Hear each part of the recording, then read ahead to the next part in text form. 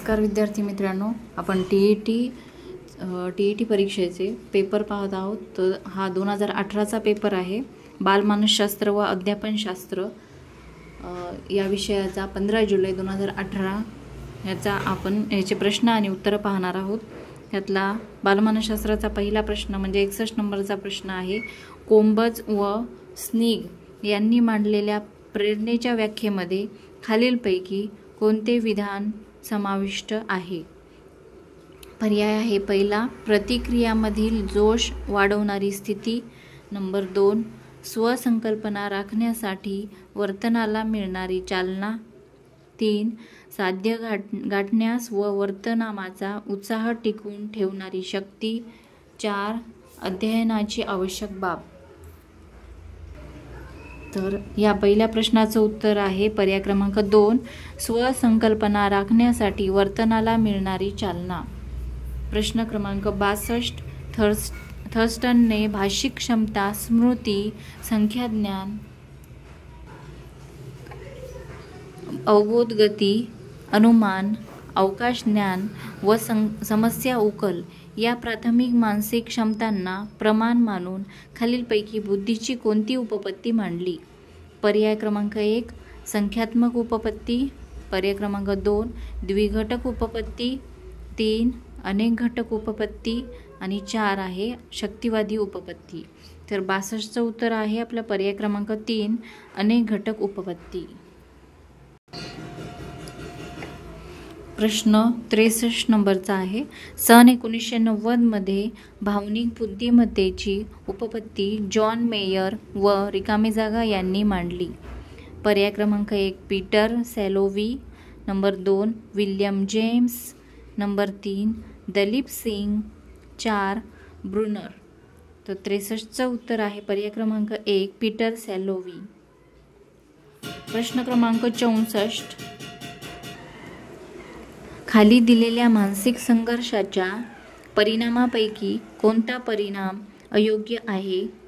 पहिला आहे पर्याय, व्यक्ती वैफल्याच्या तावडीत सापडते. नंबर 2, व्यक्तीच्या कृती युक्तीतील जोम वाढतो. नंबर 3, विषम समायोजन घडून येते. आणि 4 आहे व्यक्तीचा शक्तिक्षय होऊ लागतो. तर प्रश्न क्रमांक 64चं उत्तर आहे पर्याय क्रमांक 2, व्यक्तीच्या कृती युक्तीतील जोम वाढतो. प्रश्न क्रमांक 65, बड्या व्यक्तीबरोबर काढलेले फोटो, तिचे आपल्याला आलेले एखादे पत्र इतरांना दाखवून छाप पाडण्याचा प्रयत्न करणे म्हणजे रिकामी जागा संरक्षण यंत्रणेचा वापर करणे. तर त्याच्यासाठी पर्याय आहेत 1 नंबरचा कृतक समर्थन. नंबर 2, प्रतिपूरण. 3, विस्थापन आणि 4, तादात्म्य. तर याचं उत्तर आहे 65 नंबरचं पर्याय क्रमांक 4, तादात्म्य. प्रश्न क्रमांक 66, 2 समान अध्ययन परिस्थितीमधील विषयांश, ज्ञान, तंत्र, कौशल्य इत्यादी घटक व उद्दिष्टे यामध्ये समानता असेल तर अध्ययन संक्रमण होते. ही समान घटक उपपत्ती खालीलपैकी कोणत्या मानसशास्त्रज्ञाने मांडली? पर्याय क्रमांक 1 आहे पॅव्लॉव. नंबर 2, बॅगले. 3, जड आणि 4, थॉर्नडाईक. तर 66चं उत्तर आहे पर्याय क्रमांक 4, थॉर्नडाईक या शास्त्रज्ञाने समान घटक उपपत्ती मांडलेली आहे. प्रश्न क्रमांक 67, शैशवावस्थेतील मूल्यांच्या सामाजिक कौशल्यांच्या विकासाबाबत खालीलपैकी कोणते विधान वैशिष्ट्य सांगते? पर्याय क्रमांक 1, परकी माणसे ओळखता येत नाहीत. नंबर 2, इतरांच्या हावभावांना प्रतिसाद देत नाहीत. नंबर 3, इतरांचे लक्ष वेधून घेतात. 4, अनोळखी माणसांकडे पटकन जातात. तर 67चं उत्तर आहे पर्याय क्रमांक 3, इतरांचे लक्ष वेधून घेतात. प्रश्न क्रमांक 68, किशोर वयातील मुलांच्या शारीरिक विकासाबाबत खालीलपैकी कोणते विधान योग्य आहे? पर्याय क्रमांक आहे 1, ग्रंथिरसामुळे शरीराच्या सांगाड्यावर परिणाम होतो? तर ग्रंथिरसामुळे शरीराच्या सांगाड्यावर परिणाम होतो. दुसरा आहे पर्याय स्नायू मेदाची वाढ मुलींमध्ये अधिक असते. पर्याय क्रमांक 3 प्राणवायूच्या पुरवठ्यात होणारी वाढ मुलींमध्ये अधिक असते. पर्याय क्रमांक 4 मुला-मुलींची शारीरिक वाढ समतुल्य असल्याने शारीरिक शिक्षणातील क्रिया समान असतात.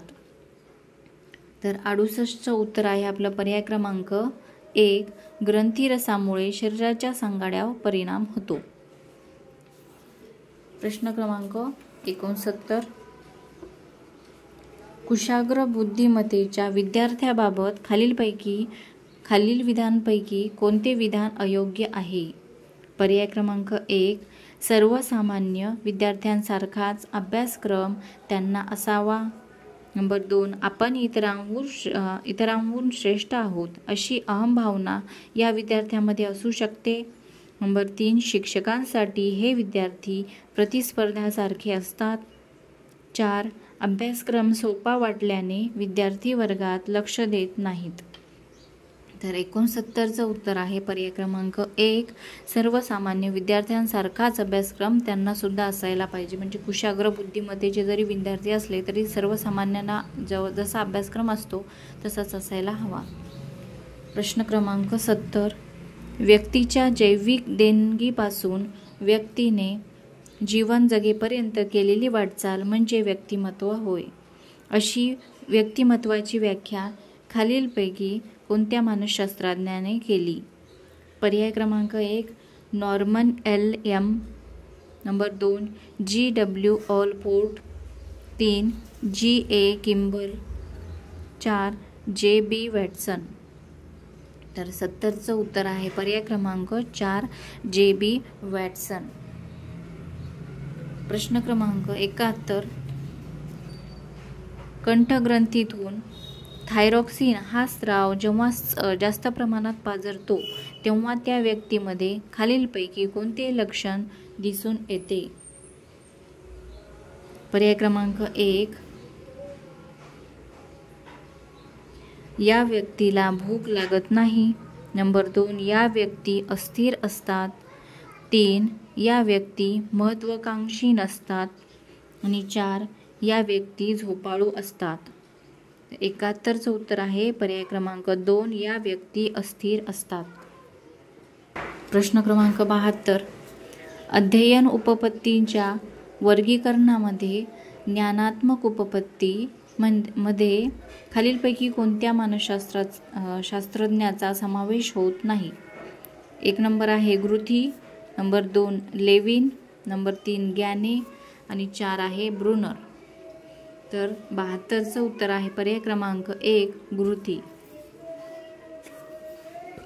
प्रश्न क्रमांक 73 आहे व्यक्ती व तिच्या भोवतालचे वातावरण यांच्यातील आंतरक्रियातून मर्मदृष्टी प्राप्त होते व समस्या सोडवली जाते असे मत कोहलर यांनी मांडले आणि प्रयोगाने हे सिद्ध केले. याकरता त्यांनी खालीलपैकी कोणत्या प्राण्यावर प्रयोग केले? पर्याय क्रमांक 1 आहे कुत्रा.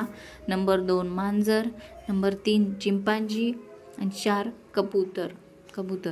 तर 73चं उत्तर आहे पर्याय क्रमांक 3 चिंपांजी. प्रश्न 74 खाली अध्यापन प्रक्रियेचे स्वरूप सांगणारी विधाने दिली आहेत. त्यापैकी कोणते विधान योग्य नाही? पर्याय क्रमांक 1 अध्ययनास गतिमान करण्याचे सामर्थ्य अध्यापन प्रक्रियेत आहे. नंबर 2 अध्यापन हे अध्ययनास पोषक आहे. 3 अध्यापन हे नैसर्गिक व सहज आहे.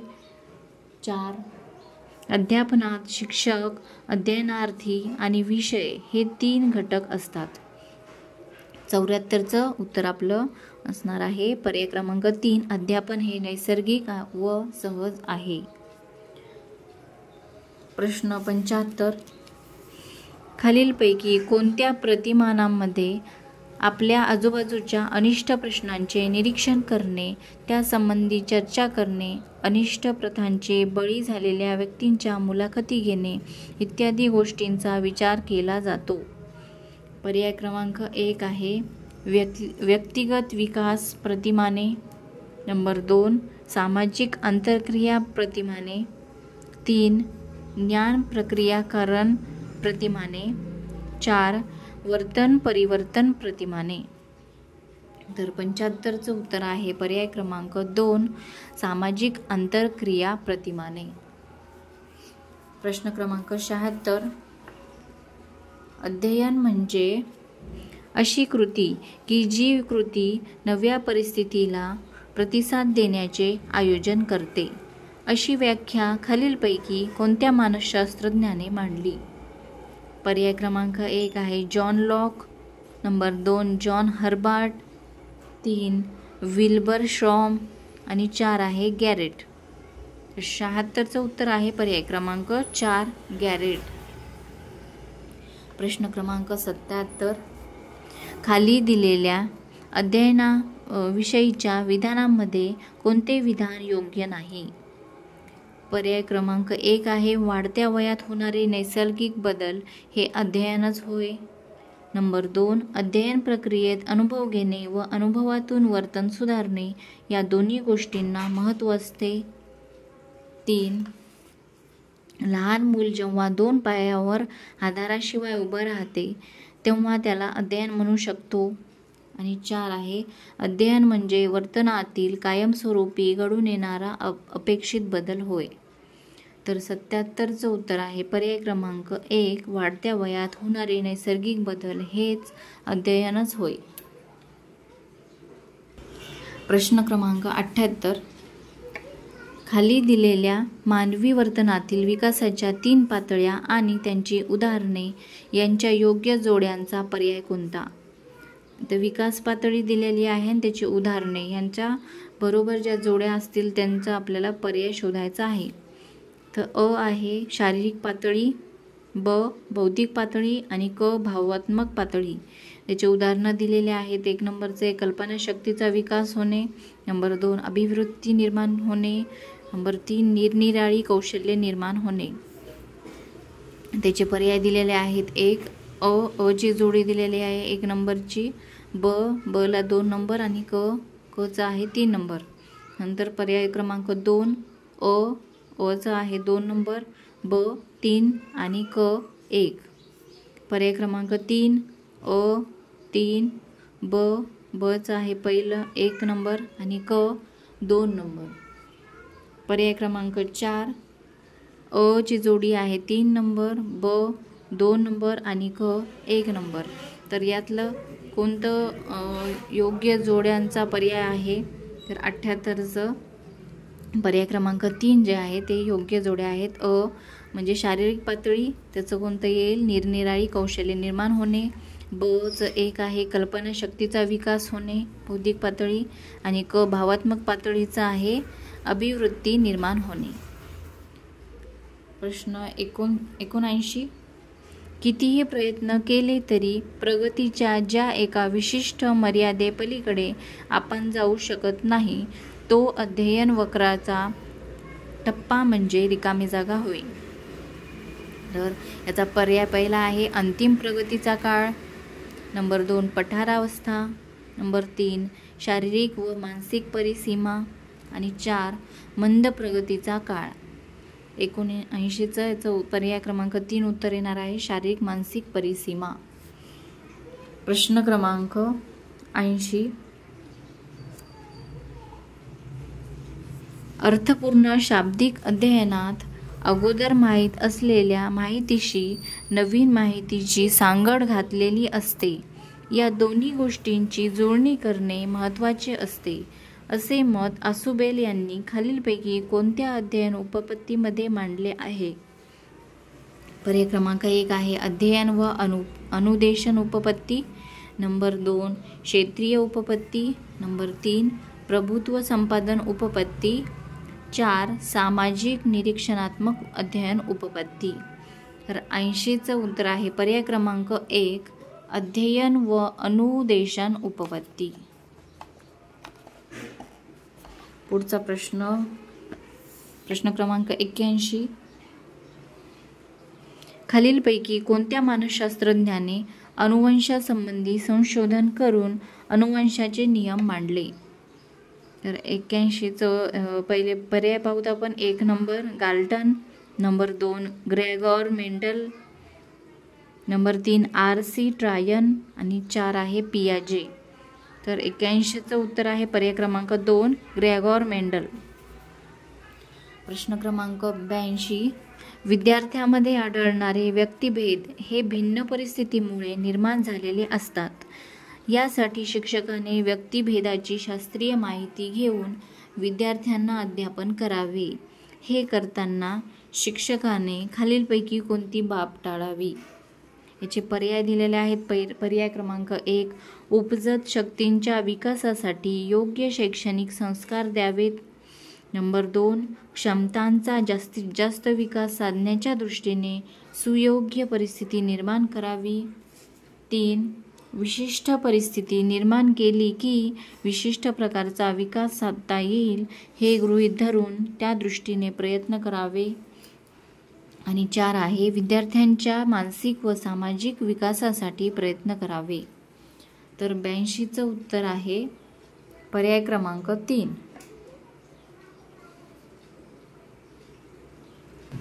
प्रश्न क्रमांक 83. बाह्य उद्दीपकासंबंधीची अगदी प्रथम होणारी मानसिक स्वरूपाची क्रिया म्हणजे संवेदना होय. याविषयी खालीलपैकी कोणते विधान असत्य आहे?